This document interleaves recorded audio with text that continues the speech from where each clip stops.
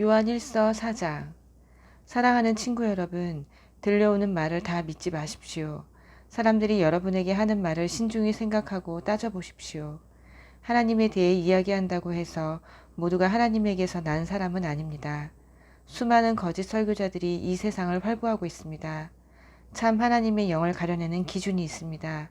예수 그리스도, 곧 하나님의 아들과 살과 피를 지닌 진짜 사람으로 오신 것을 믿는다고 공개적으로 시인하는 사람은 누구나 하나님에게서 나서 하나님께 속한 사람입니다. 그러나 예수를 믿는다고 시인하지 않는 사람은 누구든지 하나님과 아무 관계가 없습니다. 이것이 바로 적그리스도의 영입니다. 여러분은 적그리스도가 오리라는 말을 들었습니다. 그런데 그 영이 우리가 생각한 것보다 빨리 왔습니다. 사랑하는 자녀 여러분, 여러분은 하나님에게서 나서 하나님께 속해 있습니다. 여러분은 이미 저 거짓 교사들과 싸워 큰 승리를 거두었습니다. 여러분 안에 계신 성령께서 이 세상 그 어떤 것보다 더 강하시기 때문입니다. 저 거짓 교사들은 그리스도를 부인하는 세상에 속해 있습니다. 그들은 세상의 언어를 말하고 세상은 그들의 언어를 먹고 자랍니다. 그러나 우리는 하나님에게서 나서 하나님께 속해 있습니다. 하나님을 아는 사람은 누구나 우리의 말을 이해하고 듣습니다. 물론 하나님과 아무 관계가 없는 자는 우리의 말을 듣지 않습니다. 이것이 진리의 영과 속이는 영을 구별하는 또 하나의 기준입니다. 사랑하는 친구 여러분, 사랑은 하나님에게서 오는 것이니 사랑하기를 멈추지 마십시오. 사랑하는 사람은 모두 하나님에게서 나서 하나님과의 사귐을 경험합니다. 사랑하지 않는 사람은 하나님에 대해 아무것도 알지 못하는 자입니다. 하나님은 사랑이시기 때문입니다. 그러니 여러분도 사랑하지 않으면 그분을 알 수 없습니다. 하나님께서 우리를 향하신 그분의 사랑을 이렇게 보이셨습니다. 하나님께서 하나뿐인 자기 아들을 세상에 보내셔서 우리로 그 아들을 통해 살게 하신 것입니다.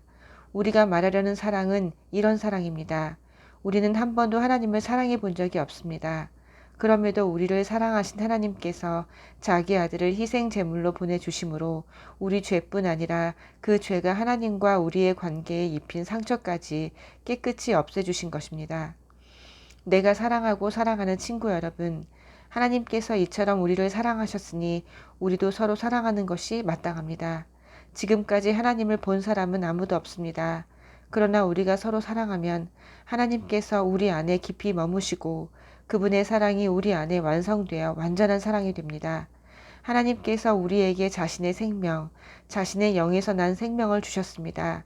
이것으로 우리는 우리가 그분 안에서 변함없이 충만하게 살고 있는 것과 그분이 우리 안에 살고 계신 것을 압니다. 또한 우리는 아버지께서 자기 아들을 세상의 구주로 보내신 것을 직접 보았고 그것을 공개적으로 증언합니다. 예수가 하나님의 아들이심을 시인하면 누구나 하나님과의 친밀한 사귐에 끊임없이 참여하게 됩니다. 우리는 이것을 너무도 잘 압니다. 우리는 하나님에게서 오는 이 사랑을 마음과 영혼을 다해 껴안았습니다. 하나님은 사랑이십니다. 우리가 사랑의 삶 속에 영원히 살기로 작정하면 우리는 하나님 안에 살고 하나님도 우리 안에 사십니다. 이처럼 사랑이 우리 안에 자유롭게 드나들고 익숙해지고 성숙해지면 심판날에 우리는 염려할 일이 없을 것입니다. 그리스도께서 사신 대로 우리도 그렇게 살기 때문입니다. 사랑 안에는 두려움이 들어설 자리가 없습니다. 온전한 사랑은 두려움을 내어 쫓습니다. 두려움은 삶을 무력하게 만듭니다. 두려워하는 삶, 곧 죽음을 두려워하고 심판을 두려워하는 삶은 사랑 안에서 온전해지지 못한 삶입니다. 그럼에도 우리는 사랑합니다. 사랑하고 사랑받습니다. 우리가 먼저 사랑받았으니 이제 우리가 사랑합니다. 하나님께서 먼저 우리를 사랑해 주셨습니다. 나는 하나님을 사랑한다고 떠벌리고는 곧바로 형제나 자매를 미워하고 아무렇지도 않게 생각하는 사람이 있다면 그는 거짓말쟁이입니다. 보이는 사람을 사랑하지 않으면서 어찌 보이지 않는 하나님을 사랑할 수 있겠습니까? 우리가 그리스도에게서 받은 계명은 단순 명료합니다. 하나님에 대한 사랑은 사람에 대한 사랑을 포함한다는 것입니다. 여러분은 하나님과 사람 모두를 사랑해야 합니다.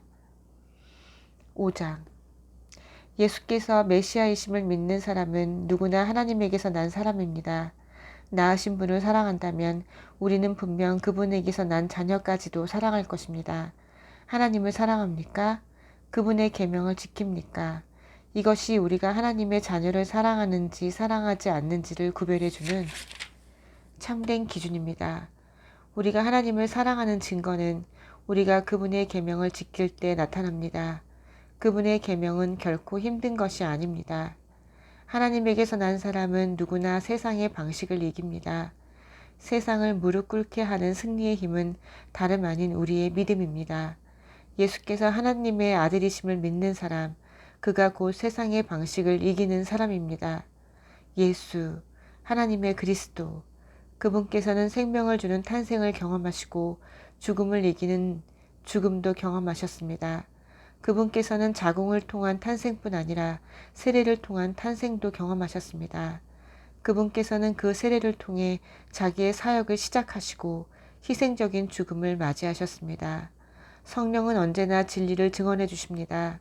예수께서 세례 받으시고 십자가에 달리실 때 하나님이 함께 계셨음을 증언하는 성령께서 그 모든 사건을 우리 눈앞에 생생하게 제시해 주십니다. 증언은 삼중으로 이루어집니다. 성령과 세례와 십자가의 달리심이 그것입니다. 이 세 증언은 완전하게 일치합니다. 우리가 사람의 증언도 그대로 받아들이는데 하물며 하나님께서 마치 이 자리에 계신 것처럼 자기 아들에 관해 증언하실 때에는 더욱 확실하지 않겠습니까? 하나님의 아들을 믿는 사람은 누구나 하나님의 증언을 자기 속에 확인한 사람입니다. 믿지 않는 사람은 하나님을 거짓말쟁이로 만드는 자입니다. 하나님께서 자기 아들을 두고 친히 하신 증언을 믿지 않기 때문입니다. 증언의 핵심은 하나님께서 우리에게 영원한 생명을 주셨고 그 생명이 아들 안에 있다는 것입니다. 그러므로 그 아들을 모신 사람은 생명을 가졌고 그 아들을 부인하는 사람은 생명을 부인하는 자입니다. 내가 이 편지를 쓰는 목적은 이것입니다. 하나님의 아들을 믿는 여러분이 의심의 그림자를 헤치고 나와 영원한 생명, 허상이 아닌 실체를 소유하고 있음을 알게 하려는 것입니다. 우리는 하나님 앞에서 담대하고 자유롭게 되었습니다. 그분의 뜻에 따라 마음껏 구하고 또 그분께서 들어주심을 확신하게 되었습니다. 하나님께서 들어주신다고 확신하고 구하면 우리가 구한 것은 우리 것이나 다름없음을 우리는 압니다.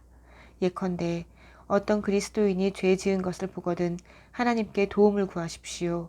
그러면 하나님께서 기꺼이 도우시고 죽을 죄를 짓지 않은 그 죄인에게 생명을 베푸실 것입니다. 죽을 죄라고 할 수 있는 죄가 있는데 나는 그것을 두고 간과라는 말이 아닙니다. 우리가 잘못 행하는 것은 다 죄입니다. 그러나 죄라고 해서 다 죽을 죄는 아닙니다. 우리가 알기로 하나님께서 난 사람은 아무도 죄, 곧 죽을 죄를 짓지 않습니다. 하나님에게서 난 사람은 하나님의 보호를 받습니다. 마귀도 그를 건드리지 못합니다. 우리는 하나님께서 우리를 굳게 붙잡아 주신다는 것을 압니다. 오직 세상 사람들만 마귀의 손에 붙잡혀 있습니다. 우리가 알다시피 하나님의 아들이 오셔서 우리로 하여금 하나님의 진리를 깨닫게 해주셨습니다. 실로 멋진 선물이 아닐 수 없습니다. 우리는 진리 자체이신 하나님의 아들 예수 그리스도 안에 살고 있습니다. 이 예수야말로 참 하나님이시며 참 생명이십니다. 사랑하는 자녀 여러분, 모든 가짜는 영리하기 그지없으니 그들을 조심하십시오. 아멘.